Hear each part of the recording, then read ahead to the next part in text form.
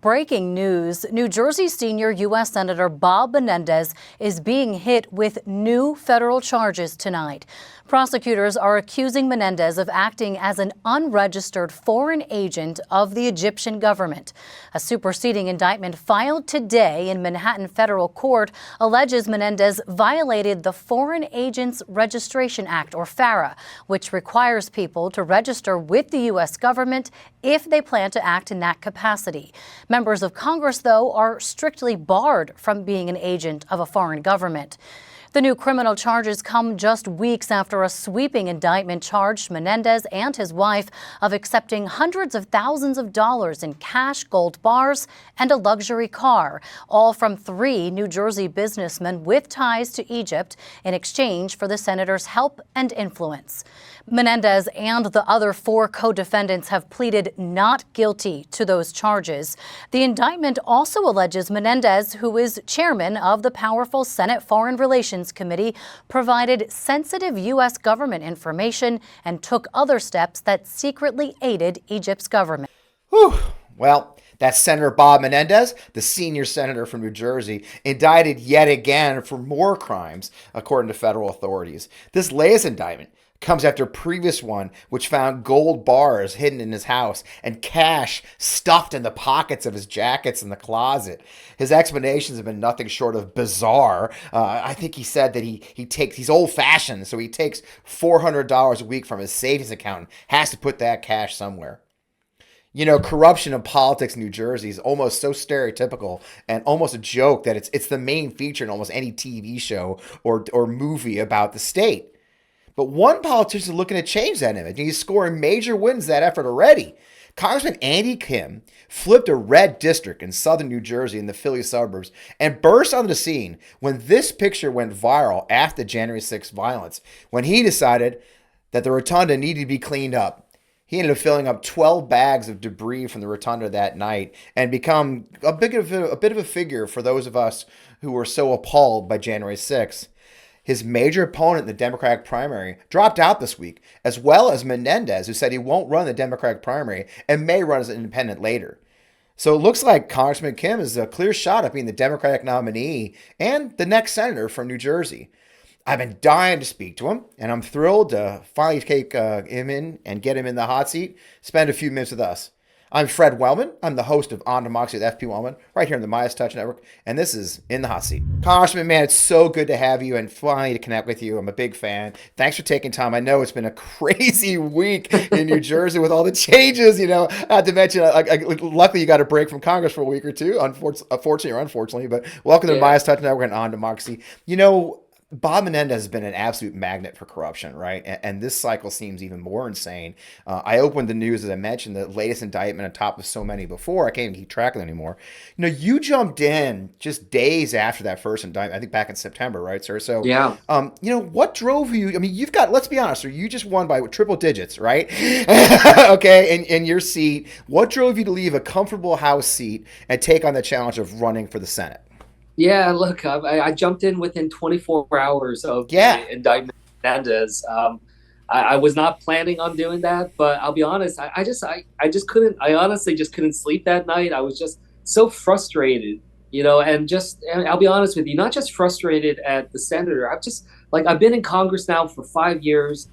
I've seen it up close and personal in the House of Representatives, and I'm just tired of a politics that just constantly lets us down. Constantly disappoints us. And we deserve better. The way I say it is we're a country of 330 million people. Why is it so hard for us to find, 435 people in the House of Representatives and 100 people in the Senate that are, people of integrity, people of substance, people who are public servants, and people you don't have to question. You don't have to wonder. You don't have to, figure out whether or not they're doing what's right for the country or not, right? So I don't know. I that was part of it, and then the other part of it is I'm a dad of a 6-year-old and an 8-year-old, and I just see all the craziness happening in the world right now. Conflicts and wars abroad and chaos here in the U.S.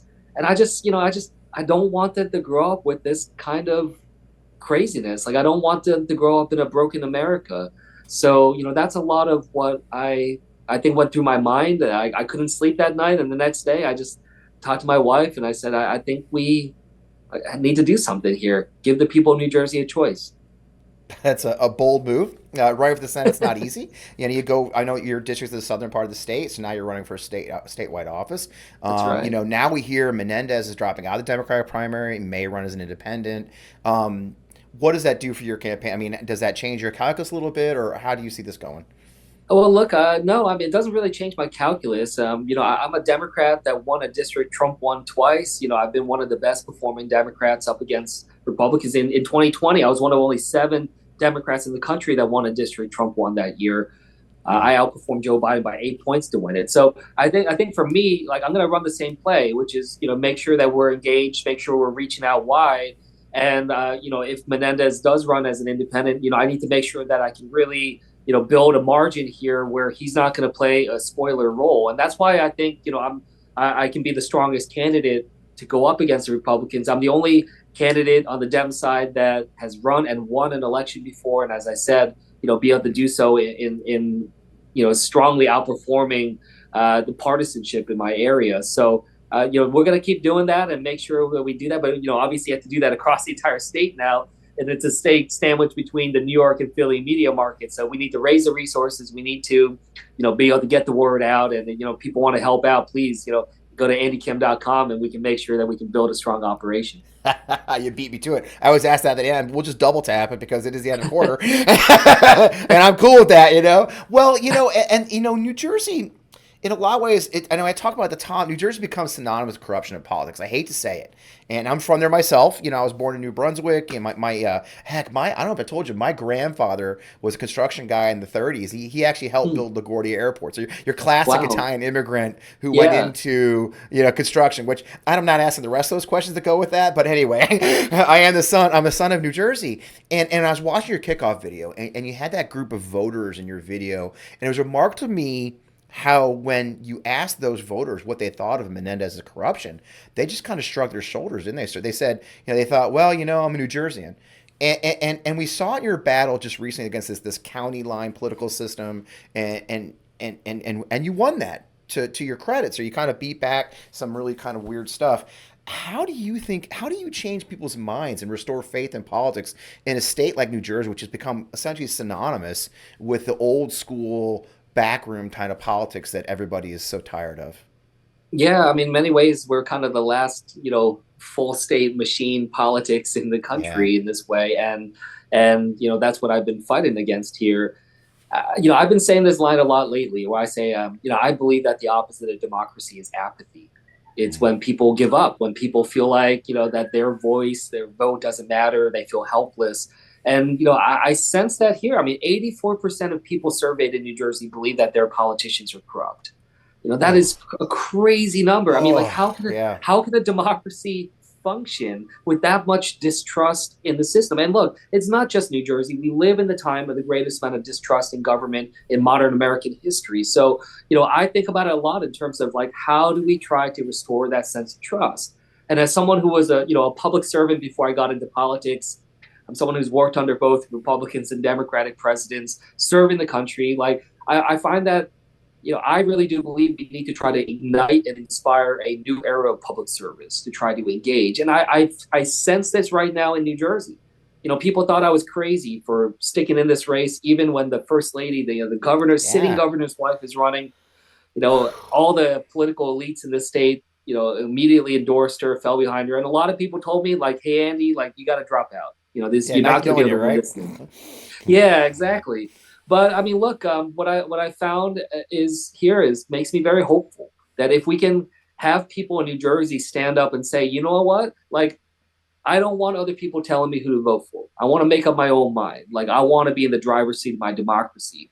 If we can do that here in New Jersey, where people have reached such profound levels of apathy and frustration, it gives me hope that we can try to do this around the country and try to get people re-engaged and have that hopefulness. So, that's what's pushing me forward right now. It sounds like what we say a lot in my business. I call myself a euphemistically a pro-democracy advocate. That's what I'm hearing from you, sir. You're saying about a pro-democracy movement, which restores faith in democracy and the faith in the vote, doesn't it? Yeah, I mean, my campaign is not even just a campaign anymore. It's become a movement for better democracy. And it's bigger than me. It's bigger than this 2024 Senate race. This is about what will New Jersey politics look like forever, going forward, and just saying like the same old politics that protected Senator Menendez for so long, that tried to put the thumb on the scale for this Senate primary, like we just don't stand for it. So, that's what we're trying to fix. And look, I mean, I still have a lawsuit going on that's trying to, have a actual real fix going forward, of this all. So, that's what we're trying to get going. That's a movement. You mentioned it briefly. You've led a life of public service from USAID, which I'm a fan of. You were on the National Security Council. You served in Afghanistan. For my old boss, General Petraeus, we share working for General Petraeus in our resumes, and let me be honest, you're also a Rhodes Scholar. Okay, so I think you were classmates with Pete Buttigieg in that class at Rhodes Scholar. Yeah, that's right. Yeah, let's be honest. Pete's serving, but Pete went to McKinsey. All right, God bless him. You went into public service. You had other doors open to you. Why did you take your talents to government? Look, there's just nothing I wanted to do more than that. I mean, it wasn't always necessarily that was government that I was going to do. My mom was a nurse. My dad was a medical researcher, tried to cure cancer and Alzheimer's.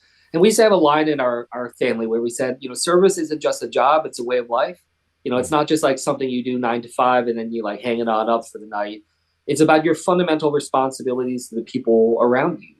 That didn't necessarily mean I was going to go into government, but I mean, look, I was at a very formative moment in my education. I was in college when September 11th happened, and that really just it was profound, especially being from Jersey, right? Like it just is affecting our communities, our neighbors, our families, and I just immediately at that point just decided like I'm going to serve this country one way or another.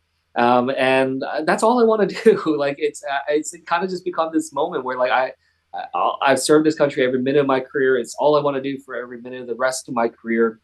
And I really get frustrated right now because like, as I said, like we live in a time of such great distrust. And I think so much of that, like we're losing sight that there are really, there are so many really good public servants still, and I always tell people, like, don't judge our government, don't judge our public service by the worst of us. Don't just think about, Ted Cruz and Josh Hawley, and don't just think about it in terms of politics. There are just people who are like the steady hand at the wheel that are doing the work, whether in the military or in the civilian world, like I was in. And so, I hope that we can just kind of restore that. But, I still really believe in service. And I really do believe, especially after January 6th, like people ask me like, why are you still doing this stuff? Like, there wasn't that kind of too much. And I said, no, like, look, in fact, it makes me want to do this even more. Like, I feel even more conviction that I need to engage in public service after that day. And what I've said is I want to dedicate my life to one singular question now, which is how do we heal this country? And that's what I hope to be able to do for the rest of my life. That's a great place to wind up, sir. So you already mentioned it once. The biggest key this is a people power campaign. I've seen that. I've seen the videos of folks coming out to meet you, and you're doing lawsuits. You're trying to change politics. You can't do that on a tiny budget. So you got this latest victory. You've got more victories ahead of you. How can our viewers and the Meidas Mighty supporters, how can they find you and how can they support your campaign? Yeah, no, please. I mean, if they're excited about what we're trying to do and have this movement here and be able to have this go into the U.S. Senate. I think there's a hunger for a new generation of leadership right now. I think the third or fourth youngest senator. I'd be the first Asian American ever in the Senate from the entire East Coast of America. And if that excites people, please go to andykim.com, chip in and support, find other ways to be able to get engaged, spread the word and contact all your friends and family that live in New Jersey. We're fired up and doing everything we can to be able to win this thing and try to restore integrity to our politics. Well, it's a great mission, and I appreciate you, sir. Thanks for your time hanging out with us today, and the best of luck. And I hope you get a chance to talk again. Thank you so much. Good luck.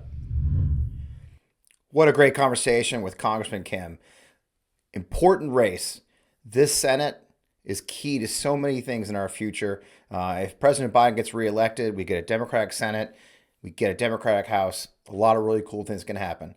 So, in the meantime, another great conversation. We'll be presenting many more of these In the Hot Seat conversations with candidates and newsmakers going forward. I hope you'll tune in. In the meantime, catch new episodes of my show, On Democracy with F.P. Wellman, every Friday night at 11 p.m. Eastern, right here in the MeidasTouch Network. You can always find us on Democracy Podcast on YouTube. That's On Democracy Podcast on YouTube, where all of our content gets posted.